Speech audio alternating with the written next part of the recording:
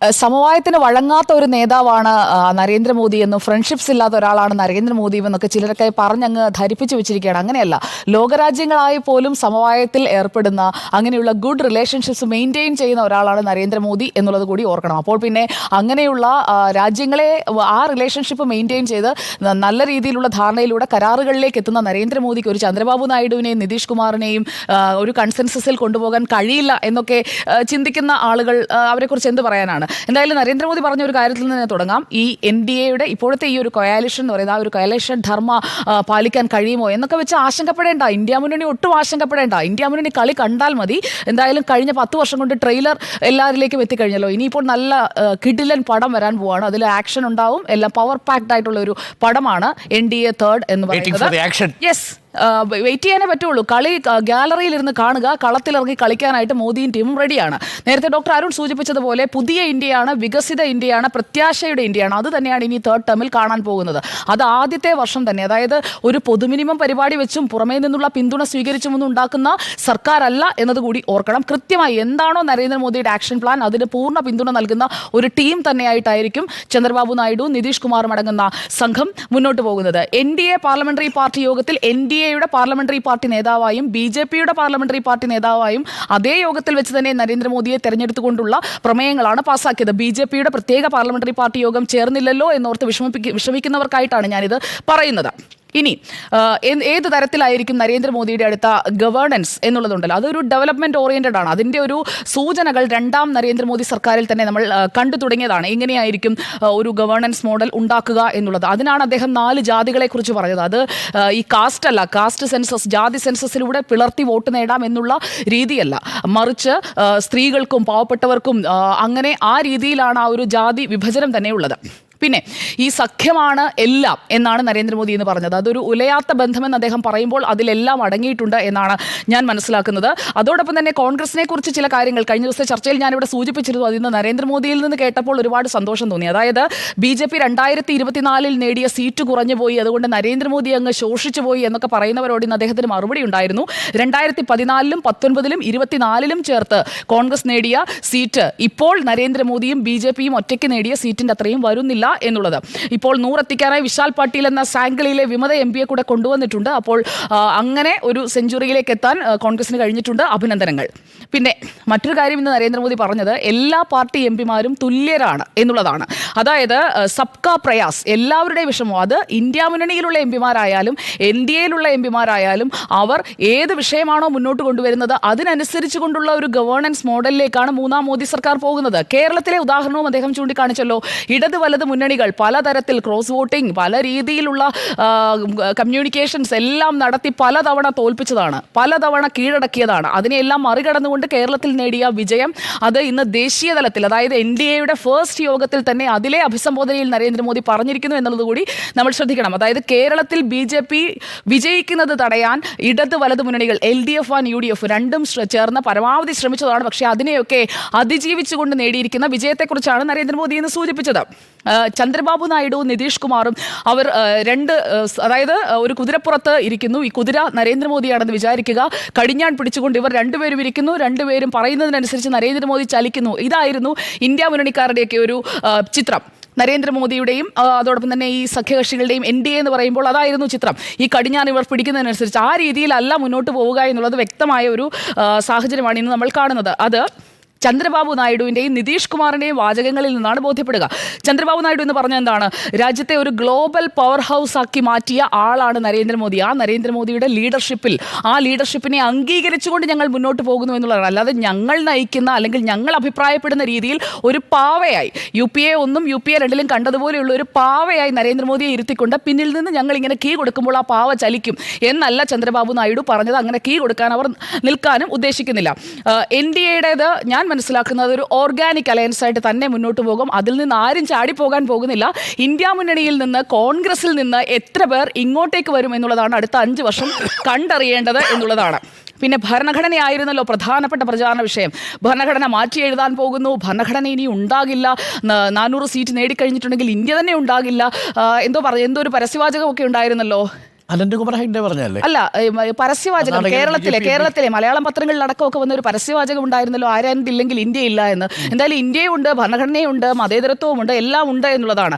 ഇത് വൈകാരിക നിമിഷമെന്നാണ് ഈ ഭരണഘടനയിൽ ആദരപൂർവ്വം നെറ്റി തൊട്ട് വണങ്ങുന്ന നരേന്ദ്രമോദി പറയുന്നത് നമ്മൾ കാണുന്നത്. അതായത് മതപരമായ ഒരു സമത്വം ഈ രാജ്യത്തുണ്ട്, അതില്ല, നരേന്ദ്രമോദി അങ്ങനത്തെ ആളല്ല എന്ന് പറഞ്ഞ് ഫലിപ്പിച്ച് ആളുകളെ തെറ്റിദ്ധരിപ്പിച്ച് അങ്ങനെ കുതന്ത്രങ്ങളിലൂടെ നേടിയ വോട്ട്. ആ കുതന്ത്രത്തിന് ഒരു ഉദാഹരണം കൂടി ഞാൻ പറയാം. കഴിഞ്ഞ ദിവസം ഒരുപക്ഷെ പ്രേക്ഷകർ നമ്മുടെ ചാനലിൽ കൂടി കണ്ടിട്ടുണ്ടാവില്ല, കാരണം ആർക്കും അത് വലിയ താല്പര്യമില്ലാത്തതുകൊണ്ട് ആ വാർത്ത അങ്ങനെ ചർച്ചയാക്കുകയോ ആ ദൃശ്യങ്ങൾ കാണിക്കുകയോ ചെയ്തിട്ടുണ്ടാകില്ല. അതായത് കോൺഗ്രസ് ഓഫീസിന് മുന്നിലെ ഒരു ആൾക്കൂട്ടമാണ്. ഉത്തർപ്രദേശിലെ ലഖ്നൌവിലെ കോൺഗ്രസിന്റെ ഓഫീസിന് മുന്നിൽ ഒരു ഗ്യാരണ്ടി കാർഡുമായിട്ട് ഇങ്ങനെ ഗ്യാരണ്ടി കാർഡൊക്കെ പിടിച്ച് സ്ത്രീകളൊക്കെ വന്നിങ്ങനെ നിൽക്കുകയാണ്. എന്താ ചോദിക്കുന്നത്? ഞങ്ങളുടെ 1 ലക്ഷം രൂപ പറഞ്ഞില്ലേ, അതിങ്ങിതാ എന്നും പറഞ്ഞുകൊണ്ടാണ് കോൺഗ്രസിന്റെ ഓഫീസിന് മുന്നിൽ വന്നിട്ട് ആൾക്കൂട്ടം നിന്നത്. മുസ്ലിം സ്ത്രീകളടക്കമുള്ള ആൾക്കൂട്ടം വന്നിട്ട് ഈ ഗ്യാരണ്ടി കാർഡുമായി നിൽക്കുകയാണ്. അതായത് രാഹുൽ ഗാന്ധി എന്ന് പറയുന്ന ആൾ കൊടുത്ത ഒരു ഫ്രോഡ് ഗ്യാരണ്ടിയാണത്, ഒരു വ്യാജ ഗ്യാരണ്ടിയാണ്. ആ ഗ്യാരണ്ടി കാർഡും പിടിച്ചിട്ട് ആൾക്കാർ നിൽക്കുകയാണ്. അങ്ങനെ പറ്റിച്ച് വോട്ട് വാങ്ങി ജയിക്കുക. എന്നിട്ട് ആ പാവ സ്ത്രീകൾ അവർ വിശ്വസിച്ചിരിക്കുന്നത് ഈ 1 ലക്ഷം രൂപ ഇപ്പം കിട്ടുമെന്ന് പറഞ്ഞാണ്. അതായത് നരേന്ദ്രമോദി 15 ലക്ഷം നിങ്ങളുടെ അക്കൗണ്ടിലേക്ക് കൊണ്ടുവരുമെന്ന് പറഞ്ഞ് പരിഹസിക്കുന്ന ആളുകൾ കൊടുത്ത ഗ്യാരണ്ടി കാർഡുമായി അതിൽ ചിലരിതിലൊക്കെ ഒപ്പിട്ട് കൊടുത്തിട്ടുണ്ടെന്നൊക്കെയാണ് പറയുന്നത്. അതായത് ഈ സ്ത്രീകൾ, അതായത് നേട്ടമുണ്ടാക്കി കഴിഞ്ഞിട്ടുണ്ടെങ്കിൽ നിങ്ങൾക്ക് ഈ 1 ലക്ഷം രൂപ കിട്ടും, 1 ലക്ഷം രൂപ പ്ലസ് തൊഴിൽ, ഇതാണ് ആ ഗ്യാരണ്ടി കാർഡിൽ എഴുതിയിരിക്കുന്നത്. ഞാൻ ഈ പറയുന്നതിൽ എന്തെങ്കിലും വ്യത്യാസമുണ്ടോ? കഴിഞ്ഞ ദിവസം മുതൽ ഈ ലക്നൌവിലെ ലക്നൌവിലെ ഓഫീസിൽ അല്ല, എന്തായാലും ഈ 1 ലക്ഷം രൂപയും തൊഴിലും വാഗ്ദാനം ചെയ്യുന്ന ഒരു ഗ്യാരണ്ടി കാർഡുമായിട്ടാണ് വരുന്നത്. സ്ത്രീകളൊക്കെ വന്നതെന്ന് വെച്ച് കഴിഞ്ഞാൽ ഞങ്ങൾക്ക് ഈ പണം കിട്ടും എന്ന് പറഞ്ഞുകൊണ്ട്, ചിലർ വന്നത് ഞങ്ങൾക്ക് ഈ ഫോം കിട്ടിയില്ല, ഈ ഫോം വേണം എന്ന് പറഞ്ഞുകൊണ്ടാണ് കുറേ സ്ത്രീകൾ വന്നത്. ഇവിടെ മാത്രമല്ല, ബാംഗ്ലൂരിലും ഇതേ രീതിയിലുള്ള കാര്യങ്ങൾ ഉണ്ടായിട്ടുണ്ട്. രാഹുൽ ഗാന്ധി പറഞ്ഞു സ്ത്രീകൾക്ക്, ഡോക്ടർ അരുൺ ഇടയ്ക്കിടയ്ക്ക് കഴിഞ്ഞ ദിവസം പറയുന്നുണ്ടായിരുന്നല്ലോ ഈ ഘടാഘട്ട്, അപ്പോൾ എവിടെയാ പൈസ എന്ന് ചോദിച്ചുകൊണ്ട് ആളുകൾ വരുന്നു. അപ്പോൾ അതൊരു വിഷയമായി അവിടെ നിൽക്കുന്നുണ്ട്. എന്തായാലും അങ്ങനെയുള്ള ഗ്യാരണ്ടി ഒന്നും കൊടുത്തല്ല നരേന്ദ്രമോദിയും ടീമും ഇത്രയും സീറ്റുകൾ സ്വന്തമാക്കിയത് എന്നുള്ളതാണ്. ഇപ്പോഴെന്തായാലും PM ഡെസിഗ്നേറ്റ്, അതായത് നിയുക്ത പ്രധാനമന്ത്രിയായ നരേന്ദ്രമോദി മാറിക്കഴിഞ്ഞിരിക്കുകയാണ്. അതിൽ ചന്ദ്രബാബു നായിഡു പറഞ്ഞ ക്ലോസസ്, നിതീഷ് കുമാർ പറഞ്ഞ ക്ലോസസ്, അങ്ങനെ വെച്ചുകൊണ്ടുള്ള ഒരു കാര്യവും സെറ്റ് ചെയ്യാതെയാണ് ഗവൺമെന്റ് ഫോർമേഷനിലേക്ക് പോകുന്നത്. പിന്നെ വേറൊരു കാര്യം കൂടിയുണ്ട്. മോദി തന്നെ പറഞ്ഞതാണ്, ദാരിദ്ര്യമുള്ള ഒരു പിന്നോക്ക കുടുംബത്തിൽ ജനിച്ച എനിക്ക് പ്രധാനമന്ത്രിയാകാൻ കഴിഞ്ഞത് ഈ ഭരണഘടന ഉള്ളപ്പോഴാണ്. അത് ഞാൻ മാറ്റുമെന്നുള്ള രീതിയിലായിരുന്നല്ലോ പ്രചാരണം. അതായത് നരേന്ദ്രമോദി മാറ്റുമെന്നുള്ള രീതിയിലായിരുന്നല്ലോ പ്രചാരണം. എന്നിട്ടിപ്പോൾ എന്ത് ഉണ്ടായി എന്നുള്ള ഒരു ചോദ്യം അദ്ദേഹം അതിൽ പറയാതെ പറയുന്നുണ്ട്. ഭരണഘടനയുടെ മഹത്വം മനസ്സിലാക്കാത്ത ഒരാളാണ് നരേന്ദ്രമോദി എന്ന രീതിയിലുള്ള ഒരു ആഖ്യാനം ചമയ്ക്കാനായി ചില നിക്ഷിപ്ത താല്പര്യക്കാർ പലവട്ടം ശ്രമിക്കുന്നത് നമ്മൾ കണ്ടതാണ്. എന്തായാലും ഇനി അങ്ങോട്ട് പാവപ്പെട്ടവരുടെയും ഇടത്തരക്കാരുടെയും ഒക്കെ ശാക്തീകരണത്തിനായി നീങ്ങുന്ന ഒരു ഗവേണൻസ് മോഡലായിരിക്കും നമ്മൾ കാണാൻ പോകുന്നത്. അല്ലാതെ ഒരു ഗ്യാരണ്ടി കാർഡും കൊടുത്തിട്ട് ആളുകൾക്ക് വന്ന് ഞങ്ങളുടെ 1 ലക്ഷം കിട്ടുമോ, 1 ലക്ഷം തരുമെന്നല്ലേ പറഞ്ഞത്, അല്ലെങ്കിൽ ഫോം ഉണ്ടോ എന്നൊക്കെ ചോദിച്ച് നിൽക്കുന്ന ഒരു സാഹചര്യം ഉണ്ടാകില്ല എന്നുള്ളതാണ്. പിന്നെ ഈ സമവായത്തെക്കുറിച്ച് പറയുമ്പോൾ സമവായം എന്തോ ഒരു നെഗറ്റീവ് സാധനമാണ് എന്നുള്ള രീതിയിലാണ്. ഇനി നരേന്ദ്രമോദിക്ക് സമവായം ഇല്ലാതെ പറ്റില്ല, സമവായമാണ് പ്രധാനം എന്നൊക്കെ പറഞ്ഞുകൊണ്ട് വാദിക്കുന്നത് കേൾക്കുമ്പോൾ ശരിക്കും പറഞ്ഞാൽ സഹതാപമാണ് തോന്നുന്നത്. കാരണം ഒരു രാജ്യം ഭരിക്കണമെങ്കിൽ, രാജ്യമെന്നല്ല ഒരു ഓഫീസ് തന്നെ നടത്തിക്കൊണ്ട് പോകണമെങ്കിൽ അവിടെ വേണ്ടത് സമവായമാണ്. അല്ലാതെ എപ്പോഴും ഇങ്ങനെ ഫ്രിക്ഷനിലൂടെ അല്ല അതൊന്ന് മുന്നോട്ട് പോകേണ്ടത്. അപ്പോൾ സമവായം എന്ന് പറയുന്നത് അത് ഇൻസ്റ്റിറ്റ്യൂഷനിലായാലും ഒരു വലിയ ലാർജ് ഗ്രൂപ്പ് ഓഫ് ഓർഗനൈസേഷൻസിലായാലും ഒരു രാജ്യത്തായാലും അത് വളരെ പ്രധാനപ്പെട്ട ഒന്നാണ്. അപ്പോൾ ആ സമവായമില്ലാതെ ഒരു സർക്കാരിനും ഒരു പ്രസ്ഥാനത്തിനും മുന്നോട്ട് പോകാൻ കഴിയില്ല എന്നുള്ളതാണ്. സമവായം ഇല്ലാത്തതിൻ്റെ അല്ലെങ്കിൽ ഒരു ഇഴയെടുപ്പം ഇല്ലാത്തതിൻ്റെ ഉദാഹരണം ഇന്ന് നമ്മൾ തൃശ്ശൂർ DCC ഓഫീസിൽ കണ്ടു. അതായത് ആനമുട്ടയിടും സുരേഷ് ഗോപി എന്ന് പറഞ്ഞ K മുരളീധരൻ മത്സരിച്ച തൃശ്ശൂരിൽ DCC ഓഫീസിൽ ഇന്ന് കൂട്ടത്തല്ലായിരുന്നു. ആരാ തല്ലിയത്? DCC സെക്രട്ടറിയെ പ്രസിഡന്റിന്റെ ആൾക്കാർ വന്ന് തല്ലി എന്ന് പറഞ്ഞുകൊണ്ട് കരഞ്ഞുകൊണ്ടിരിക്കുകയാണ്.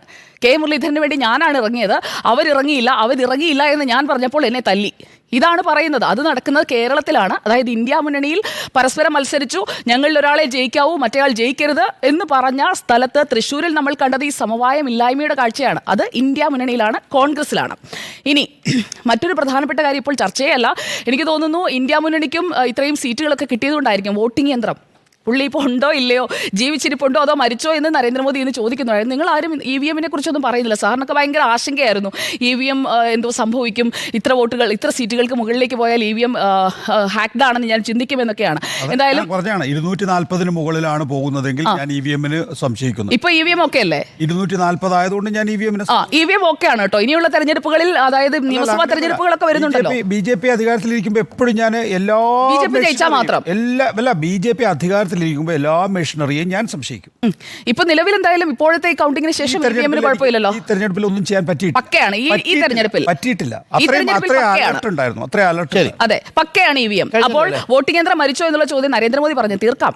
അപ്പോൾ എന്തായാലും NDA എന്ന് പറയുന്നത് രാഷ്ട്രത്തിന് പ്രഥമ പരിഗണന നൽകുന്ന ഒരു സംഘമാണ്. അത് നരേന്ദ്രമോദി പറഞ്ഞു കഴിഞ്ഞു. അധികാരത്തിന് വേണ്ടി ഒന്നിച്ചുകൂടി ഇങ്ങനെ കാക്കകളൊക്കെ വന്ന് ഒന്നിച്ച് പറഞ്ഞിരിക്കുന്നത് പോലെ അധികാരത്തിന്റെ അപ്പകഷ്ണത്തിന് വേണ്ടി വന്നിരിക്കുന്നത് ആരാണ്, അവരെങ്ങനെയാണ് പിളർന്ന് പല ഭാഗത്തേക്ക് കാക്ക പറന്നു പോകുന്നത് പോലെ പറന്നു പോകാൻ പോകുന്നത് എന്നുള്ളത് നമുക്ക് കാണാനിരിക്കാം, കണ്ടു തന്നെ മനസ്സിലാക്കാം. പിന്നെ UPA പേരുമാറ്റി വികസിപ്പിച്ച ഇന്ത്യ മുന്നണി ആക്കിയിട്ടും ഭരണത്തിലേക്ക് എത്താൻ കഴിഞ്ഞില്ല എന്നുള്ള കാര്യം കൂടി നമ്മൾ നോക്കേണ്ടതുണ്ട്. അതോടൊപ്പം തന്നെ ഒറ്റ കാര്യം കൂടി പറഞ്ഞ് അവസാനിപ്പിക്കാം. ഇന്നലെ വളരെ വിശദമായി ചർച്ച ചെയ്തതാണ്. മോദി എന്തോ എക്സിറ്റ് പോൾ ഓഹരി കുംഭകോണം നടത്തി എന്നൊക്കെ. ആ ഓഹരികളൊക്കെ തിരിച്ച് ഗ്രീൻ ആയിട്ടുണ്ട്. ഒറ്റ ദിവസത്തെ സമയം എടുത്തുള്ളൂ. അതെന്ന് പറയുന്നത് രാഹുൽ ഗാന്ധി പറഞ്ഞതെല്ലാം ശരി വെച്ചുകൊണ്ട് രാഹുൽ ഗാന്ധി പറഞ്ഞതാണ് ശരിയെന്ന് പറഞ്ഞതുകൊണ്ടെന്ന് പറഞ്ഞു എന്നേ ഉള്ളൂ. ഇപ്പോൾ ഈ ഒരു റിക്കവറിയെ ഈ രംഗത്ത് വിവരമുള്ള ആളുകൾ പറയുന്നത് വി ഷേപ്പ് റിക്കവറി എന്നാണ്. അത് ഒരു തെരഞ്ഞെടുപ്പിൽ അസ്ഥിരതയോടുകൂടി, അതായത് ഇന്ത്യ മുന്നണി അധികാരത്തിലേക്ക് വരുമെന്ന് പറഞ്ഞുകൊണ്ടുള്ള ഒരു ഡിക്ലൈനും ആകാം. അതല്ലാതെ രാഹുൽ ഗാന്ധി പറഞ്ഞതുപോലെ നരേന്ദ്രമോദി നടത്തിയതാണ് എന്നുള്ളത് എല്ലാവരും ഏറ്റുപാടിയതുകൊണ്ട് ഞാൻ പറയുകയാണ്. ഇന്ത്യൻ ഓഹരി വിപണി എക്സിറ്റ് പോളിന് ശേഷം ഉയർന്നതുപോലെ തന്നെയാണ് ഇപ്പോൾ ക്ലോസ് ചെയ്തിരിക്കുന്നത്. ഇന്ത്യൻ റുപ്പിയും ക്ലോസ് ചെയ്തിരിക്കുന്നത് ഉയർന്ന നിലയിൽ തന്നെയാണ്, ഹയർ ആണ് ഇപ്പോൾ. എന്തായാലും ഈ വ്യാജ ഗ്യാരണ്ടിയുമായി ഇറങ്ങിയ ആളുകളെ പിന്തുണയ്ക്കുന്നവർ ഇതൊക്കെ കൂടി ഒന്ന് മനസ്സിലാക്കണം എന്നുള്ളതാണ് എൻ്റെ ടേക്ക്.